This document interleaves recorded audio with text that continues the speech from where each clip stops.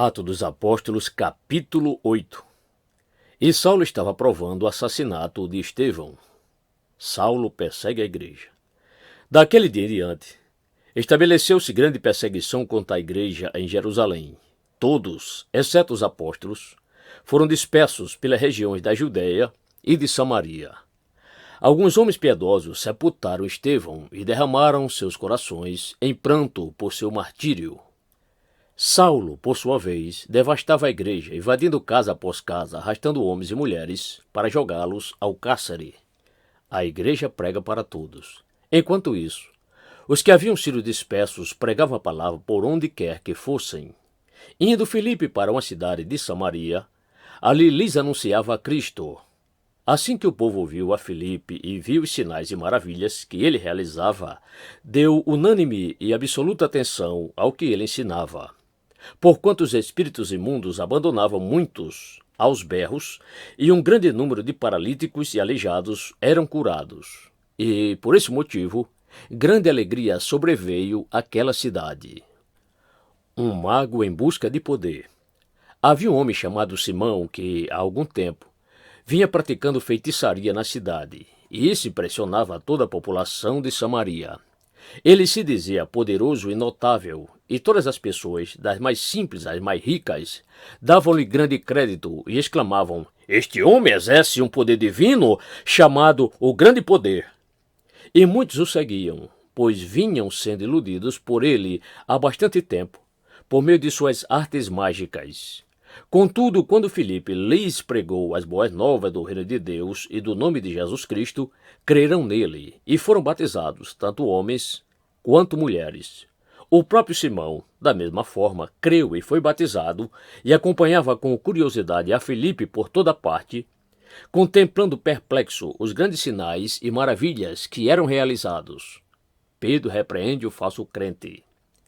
Então os apóstolos de Jerusalém, ouvindo que o povo de Samaria havia acolhido a palavra de Deus, enviaram para lá Pedro e João. Estes, assim que desceram até eles, oraram para que recebessem o Espírito Santo, porquanto o Espírito ainda não havia sido derramado sobre nenhum deles. Tinham apenas sido batizados em o nome do Senhor Jesus. Sendo assim, à medida em que Pedro e João lhes impunham as mãos, recebiam estes o Espírito Santo. Observando Simão que o Espírito era concedido por meio da imposição das mãos dos apóstolos, ofereceu-lhes dinheiro, propondo: "Dai-me também a mim este poder, para que a quem eu impuser as mãos ganhe o Espírito Santo." Diante disto, replicou-lhe Pedro: "Que o teu dinheiro siga contigo para a tua perdição, pois tentaste comprar por meio dele o dom gratuito de Deus.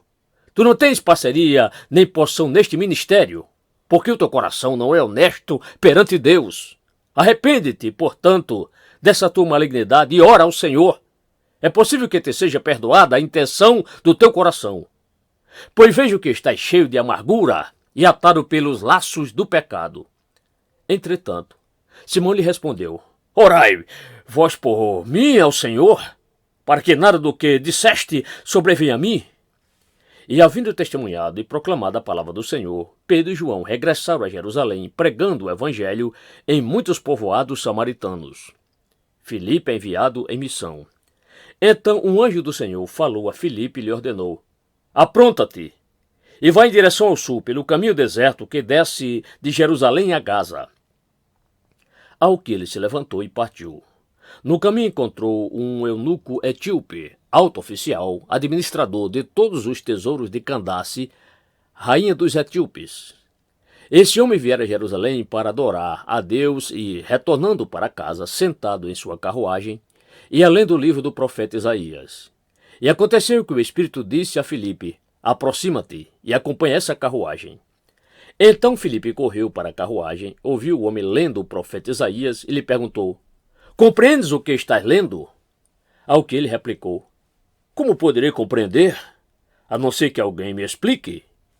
E pediu a Filipe que subisse e se sentasse ao seu lado. O eunuco estava lendo esta passagem da Escritura: "Ele foi levado como ovelha para o matadouro, e como cordeiro mudo diante do seu tosqueador, assim ele não abriu a sua boca. Em sua humilhação, a justiça lhe foi negada. Quem poderá contar a respeito dos descendentes dele, uma vez que a sua vida na terra foi tirada? Então o eunuco indagou a Filipe: Por favor, peço-te que me esclareças sobre quem o profeta está falando. De si mesmo? Ou fala de algum outro? E Filipe, tomando a palavra e iniciando por aquela mesma passagem das Escrituras, pregou-lhe o Evangelho. Jesus. Prosseguindo pela estrada, chegaram a um lugar onde havia água, e foi quando o eunuco observou: Eis aqui água, que me impede de ser batizado? Ao que Filipe orientou-lhe: Tu podes, se crer de todo o teu coração. Em seguida declarou-lhe o eunuco: Creio que Jesus Cristo é o Filho de Deus. Assim deu ordem para que parasse a carruagem. Então Filipe e o eunuco desceram à água, e Filipe o batizou. Quando estavam saindo da água, o Espírito do Senhor, de repente, arrebatou a Filipe. O eunuco não o viu mais. Contudo, pleno de alegria, seguiu seu caminho. Entretanto, Filipe apareceu em Azoto e, indo para Cesareia, pregava o evangelho em todas as cidades pelas quais passava.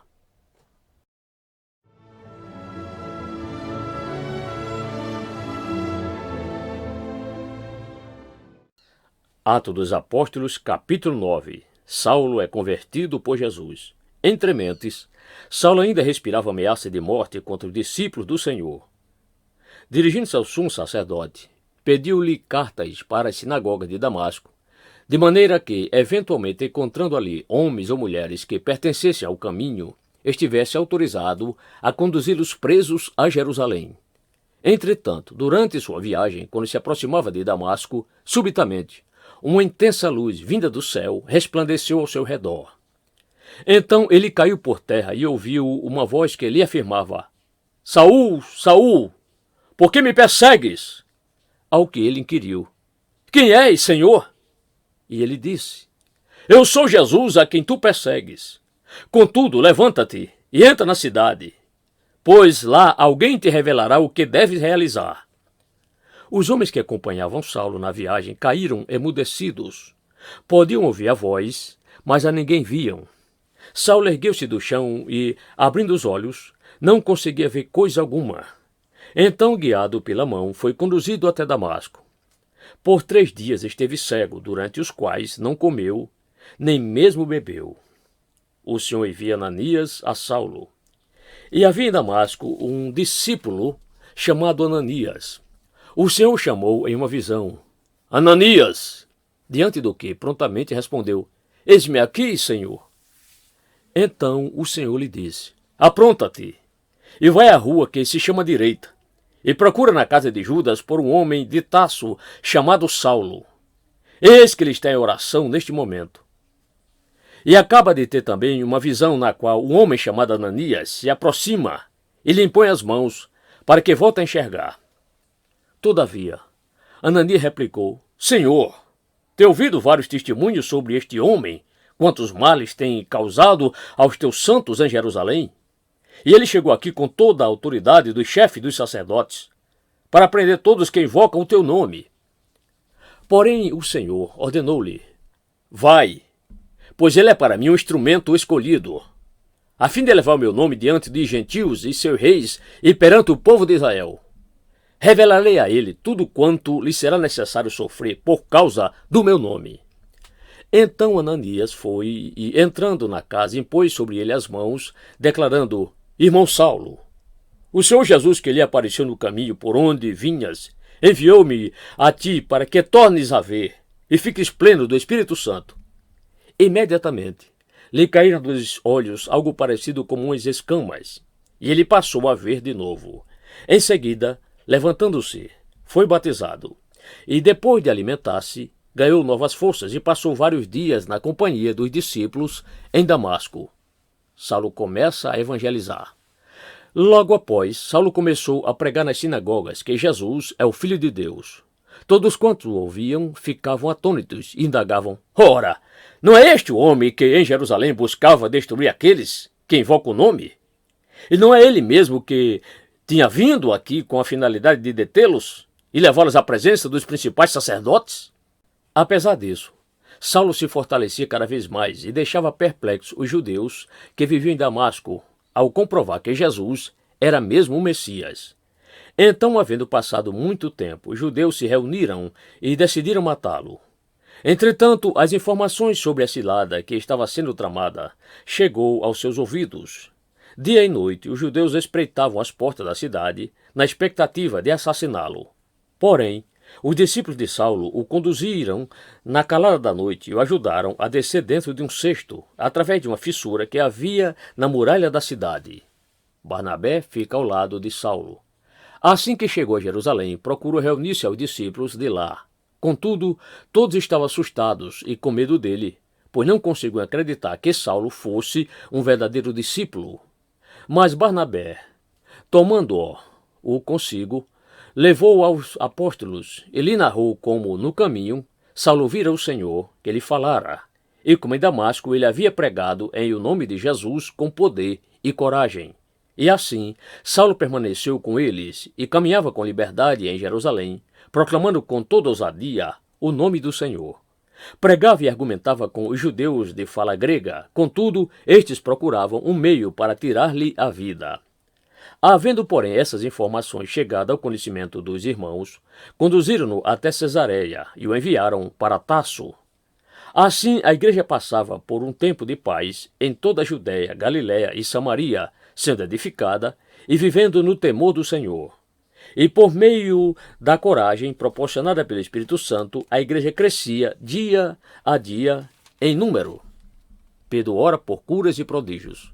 Aconteceu que, viajando Pedro por toda parte, chegou também aos santos que habitavam em Lida. Ali encontrou um homem paralítico que se chamava Enéas e que estava prostrado numa cama fazia 8 anos. Então Pedro lhe afirmou: Enéas, Jesus, o Cristo, cura-te, levanta-te e arruma tua cama. Ele se levantou no mesmo instante, e viram-no todos os que moravam em Lida e Sarona, os quais se converteram ao Senhor. Entrementes, havia em Jope uma discípula chamada Tabita, que em grego significa Dorcas, que se dedicava ao ministério de boas obras e ajuda financeira aos pobres. E aconteceu que naqueles dias ela ficou muito doente e morreu. Seu corpo foi banhado e colocado em um quarto no andar superior da casa. Como a cidade de Lida ficava próxima de Jope, quando os discípulos ficaram sabendo que Pedro estava ali, logo enviaram-lhe 2 homens com o seguinte pedido: Não te demores em vir até nós. Então, levantando-se Pedro, partiu com eles. Assim que chegou, levaram-no ao aposento do andar de cima da casa. Todas as viúvas o rodearam, chorando e mostrando-lhe os vestidos e outras roupas que Dorcas havia feito para elas enquanto estava viva. Pedro pediu que todos deixassem o quarto. Em seguida ajoelhou-se e orou. Dirigindo-se à mulher morta, ordenou-lhe: Tabita, levanta-te. Ela abriu os olhos e, vendo a Pedro, sentou-se. A seguir, ele lhe deu a mão e ajudou-a a colocar-se em pé. Então, chamando os santos, principalmente as viúvas, apresentou-a viva. Este fato se tornou conhecido por toda a cidade de Jope, e foram muitos os que passaram a crer no Senhor. Pedro ficou muitos dias em Jope, hospedado na casa de um curtidor de peles chamado Simão.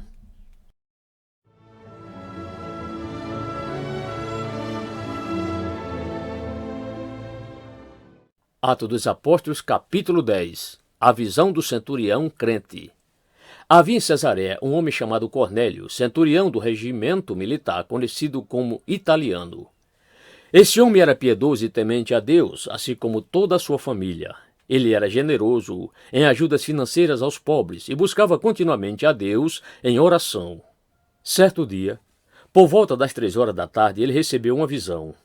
De forma clara, viu um anjo de Deus que, se aproximando dele, o chamou pelo nome: Cornélio. Estarrecido e com os olhos fitos no anjo, indagou: Que é, Senhor?